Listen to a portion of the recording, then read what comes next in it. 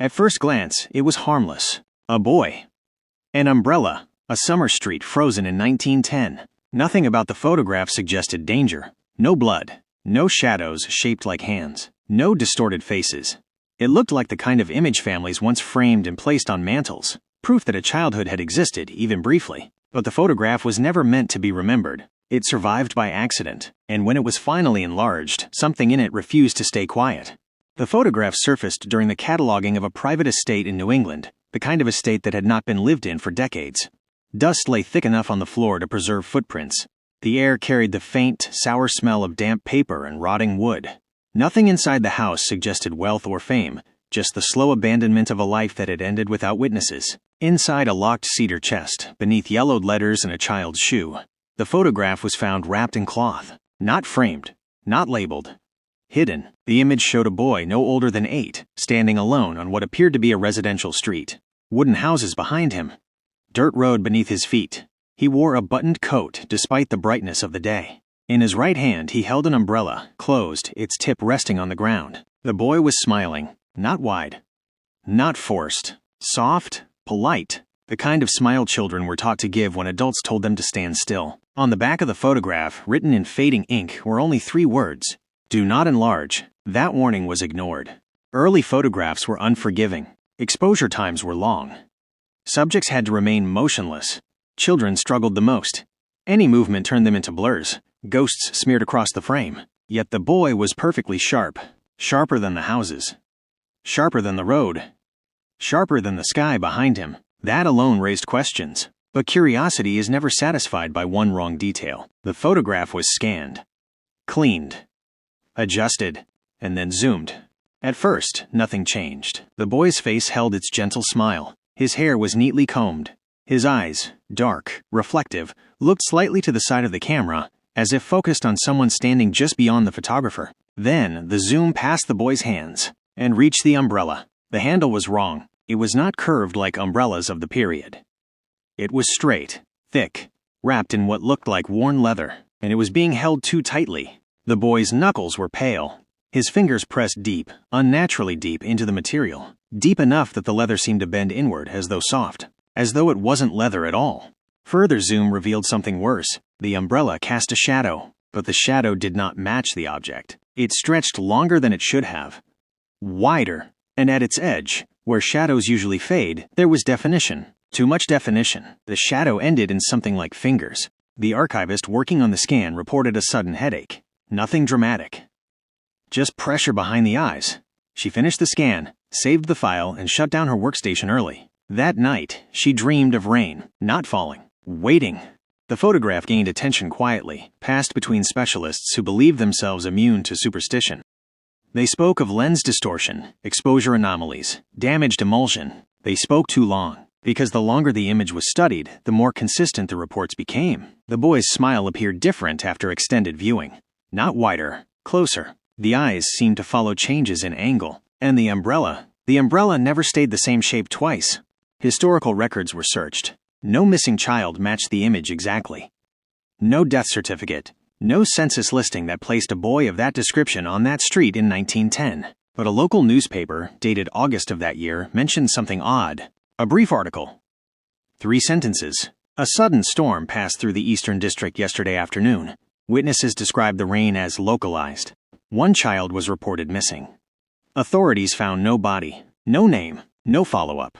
The photograph was enlarged again. That was when they saw it. Behind the boy. Between the houses. Just past the edge of focus, something stood in the doorway of one of the homes, tall. Too tall, and holding something long and narrow. Something that reflected light the same way the umbrella did. The boy was not alone when the photograph was taken. He was being watched, and whatever stood behind him was not facing the camera. It was facing him.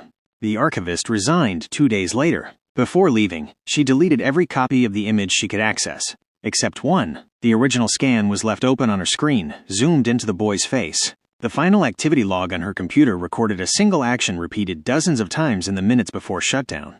Zoom in. Zoom in. Zoom in. As if she were trying to see something closer, or something was asking her to.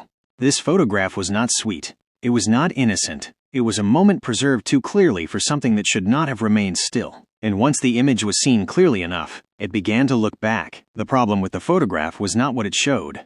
It was what it allowed. Once the image had been enlarged beyond its original scale, something about it stopped behaving like a photograph. Files copied from the scan showed small inconsistencies, pixels shifting where no compression artifact should exist. Shadows changed shape between identical exports. The umbrella's tip appeared closer to the ground in one version, slightly lifted in another. No edits had been made. The image was simply refusing to settle. The estate where the photograph was found belonged to a family long erased from local memory. Their name appeared rarely in records, and when it did, it was always attached to property transfers, tax liens, or notices of absence. No births, no marriages, and, curiously, no recorded deaths inside the household. The house itself had been abandoned abruptly sometime after 1910. Furniture remained. Dishes sat cracked in cabinets. A child's coat hung by the door, small, dark, and stiff with age. But there were no photographs on the walls, except nail marks. A second archivist took over the research. He was younger, confident, the kind of person who believed fear was a relic of ignorance. He dismissed the early reports as coincidence and stress. He insisted the photograph be analyzed like any other artifact. That was his first mistake. His second was adjusting the contrast. The street behind the boy brightened. Details emerged. Wooden slats. A fence line. A narrow alley between two buildings that had not been visible before. And in that alley, something stood far back in the darkness. Not fully shaped, but present. Early photography captured movement poorly. Anything that moved during exposure blurred. But the figure in the alley was not blurred. It was incomplete, as if only part of it had entered the frame, or as if the rest had chosen not to. The archivist leaned closer to the screen. That was when he noticed the umbrella again. The handle was not wood. It was bone, not carved. Worn. Umbrellas in 1910 were expensive. Decorative. Fashion items. This one lacked ornamentation entirely. Its surface showed uneven texture, faint lines like growth rings, interrupted by darker patches that absorbed light. It was not an umbrella meant to block rain. It was something repurposed. The boy's grip around it made sense now. He wasn't holding it gently. He was anchoring himself.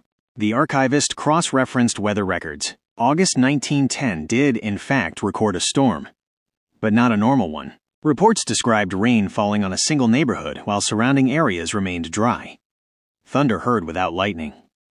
Clouds forming too low, too fast. One witness claimed the rain, quote, rose from the ground. Another wrote that it stood still. The photograph was examined again. Rain was visible now, faint streaks across the image that had previously blended into grain. But they did not fall vertically. They curved inward, toward the boy. That night the archivist woke to the sound of dripping. Not from the ceiling, from his hallway. The floor was dry, but the sound continued, steady and patient, as though something wet were standing just out of sight. He did not investigate. He remained still until morning. By the third day, the image had changed again. No new elements had appeared. Instead, something had shifted position. The shadow cast by the umbrella had moved closer to the boy's feet, and the thing in the alley now appeared closer to the edge of the frame. Not larger, closer. The archivist printed the photograph. Paper did not behave like digital files. If the image was changing, he wanted proof. The printer jammed. When he opened it, the page was half fed, the boy's face fully printed while the rest of the image remained blank. Except for one thing. A dark shape bled outward from the umbrella's shadow, soaking into the paper fibers. The shape looked like a footprint. The archivist did not return to work the following day. His apartment was found locked from the inside. No signs of forced entry. No signs of struggle. He was discovered standing in his bathroom, fully dressed, holding nothing, but his hands were positioned as if gripping something long and narrow. His fingers were stiff, curled, indented, as though they had been holding that shape for a very long time. The photograph was sealed, labeled hazardous, restricted from further study. But restrictions do not erase curiosity, and curiosity, once exposed, does not forget.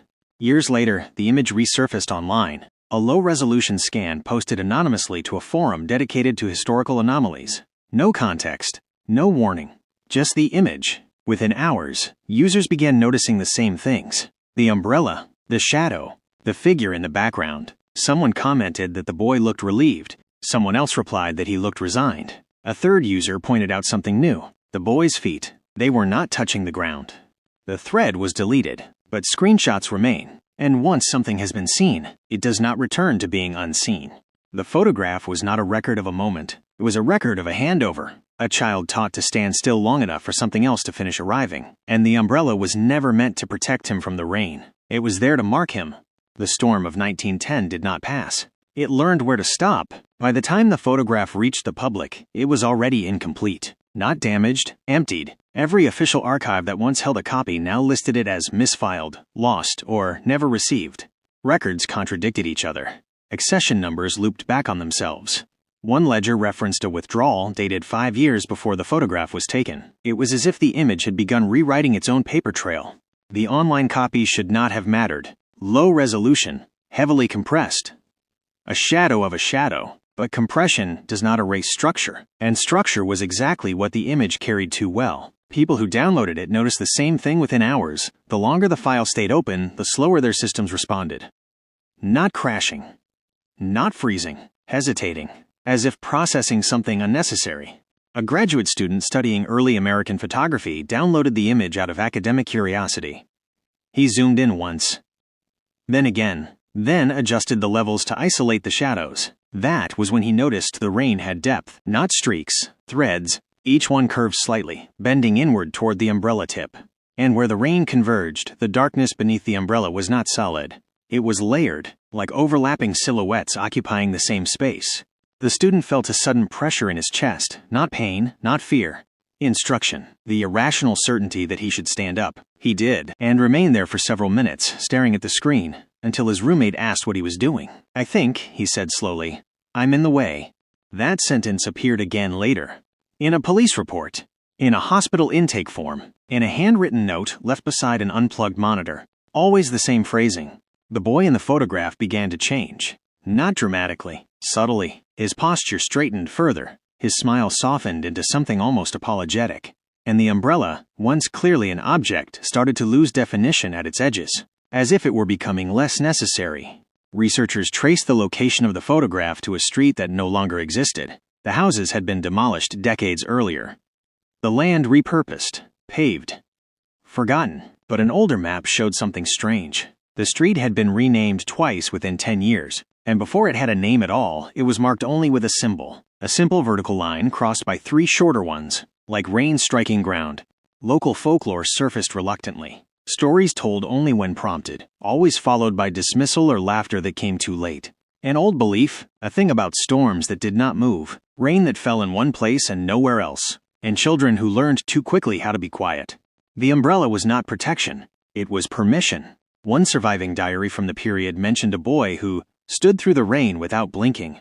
The entry described adults watching from windows, unsure why none of them went outside. The writer noted something else. The rain did not touch the boy's shoulders. It stopped inches above him, as if waiting for something to finish forming.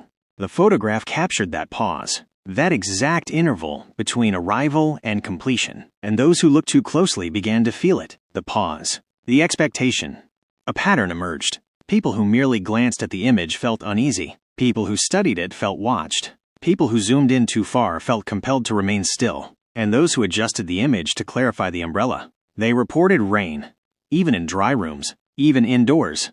One man described standing beneath a streetlight at night while it rained everywhere except directly above him. He said the darkness above felt heavier than clouds, as if something were holding its breath.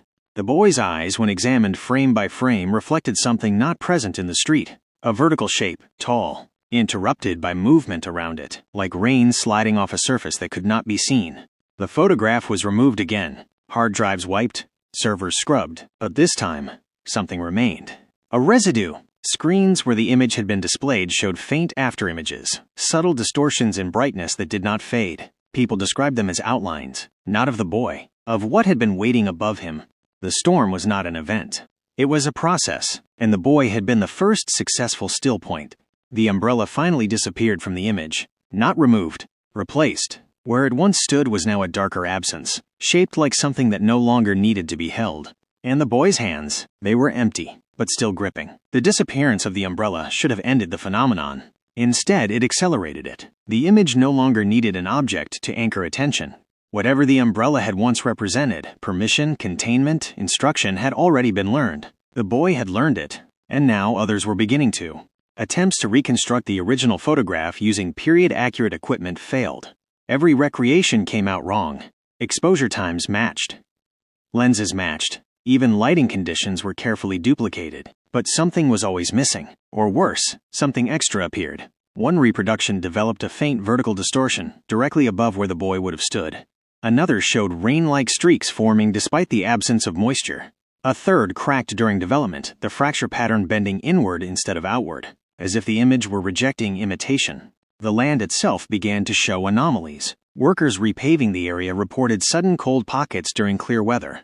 Tools left standing upright would fall over without explanation, except one. A long, narrow metal rod used for measuring ground depth remained standing for hours, untouched by wind or vibration. No one moved it. No one wanted to. A previously overlooked document surfaced in a private collection, a letter written by a local physician in late 1910. The handwriting was neat. The tone clinical.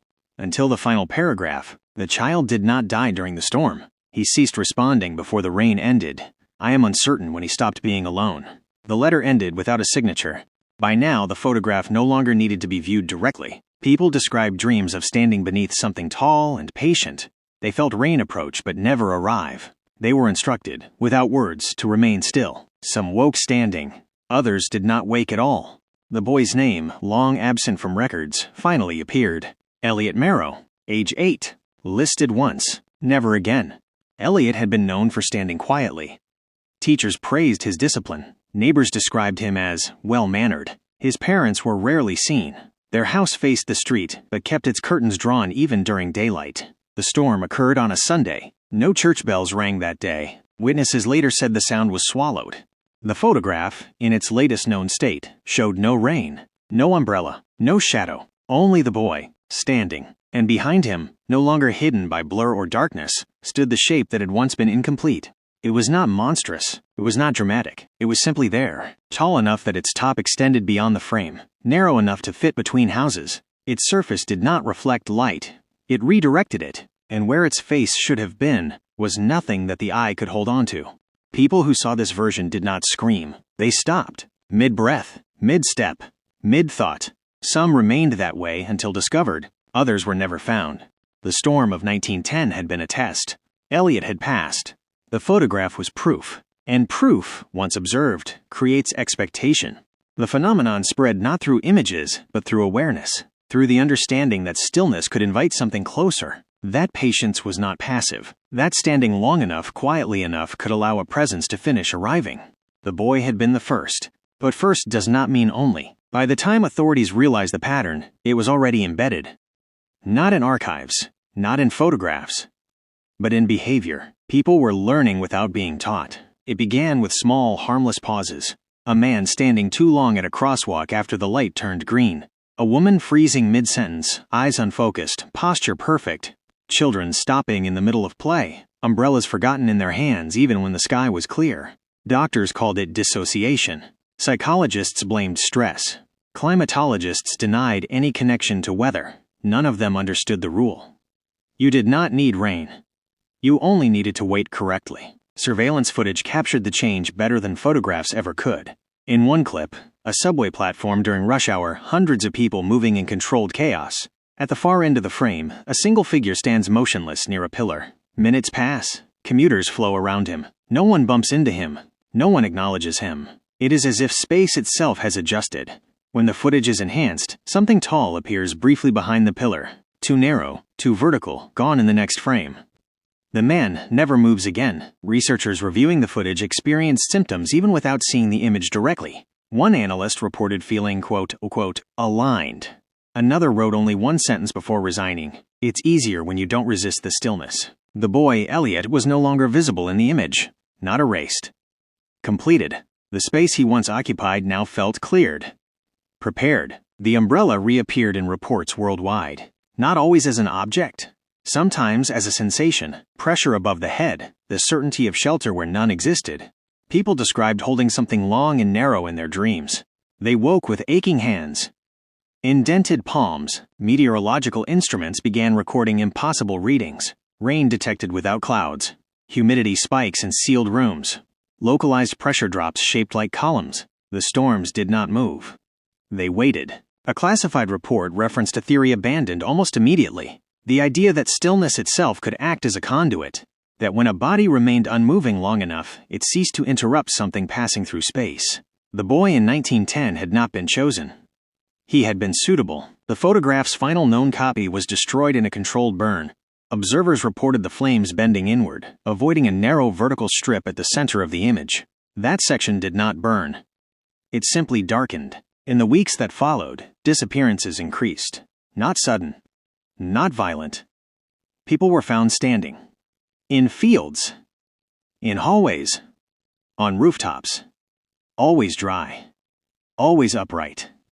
Always facing slightly upward. No signs of struggle. No cause of death. Just a subtle compression in the air around them, as though something tall had recently occupied the same space. The storms now came without warning. A single block drenched while the rest of the city remained dry. Rain falling upward. Umbrellas opening on their own. Children were told to keep moving, but children learn faster than adults. They notice when standing still makes the world quiet. Somewhere, something had finished arriving, and it was no longer satisfied with one place. There was no announcement when it finally happened. No sirens. No warnings. No final message broadcast to prepare anyone, because preparation was never required. Only compliance. The storms no longer appeared as weather. They appeared as pauses. Entire streets would fall quiet for a fraction of a second too long. Wind would stop mid-motion.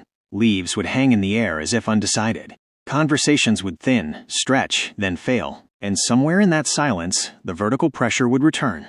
Witnesses described the same sensation across different cities, different countries, different climates, a feeling of something standing behind reality, not entering, not emerging, waiting for space to open. The first mass incident occurred in a shopping arcade at midday. Cameras showed normal movement until one child stopped walking, just stopped. Hands at his sides, head slightly tilted upward. Within seconds, 3 adults near him slowed. Then more. Shoppers adjusted their posture unconsciously, feet aligning, shoulders squaring. No one panicked. No one screamed, because panic requires motion, and motion was becoming unnecessary. When emergency services arrived, they found 47 people standing in place. Alive, breathing, but no longer responding. Rain fell only inside the building, not from the ceiling, from above the people, as if something tall were passing through them slowly. Medical scans revealed something impossible. Their bodies were intact, but space around them showed compression, like an imprint left behind after something large steps away. Except nothing had stepped away. It had settled. Experts spoke in quiet rooms. They avoided words like entity and presence. They used terms like columnar anomaly and atmospheric convergence. But none of those explained why the affected individuals all shared the same posture, the posture of a child holding an umbrella. The original photograph was finally understood, not as a warning, not as evidence, but as instruction. Elliot Merrow had not been taken. He had been shown how to make room. When enough people learned the posture, the stillness became stable. Storms stopped behaving like storms. They behaved like structures, invisible towers of pressure standing quietly in populated areas. Cities adapted. People learned routes around places where time felt thicker, where sound dampened, where standing too long felt correct. Children began drawing tall shapes in rain. Parents told them not to stare upward, not to stop moving. But children noticed something adults had forgotten. Stillness feels safe. The final report from the now-defunct research division ended with a single conclusion. The phenomenon does not invade. It occupies space made available. It has always been here. We simply learned how to stop interrupting it. There are no longer photographs of Elliot Merrow, no images of the boy with the umbrella, because the image is no longer necessary. The lesson has been learned.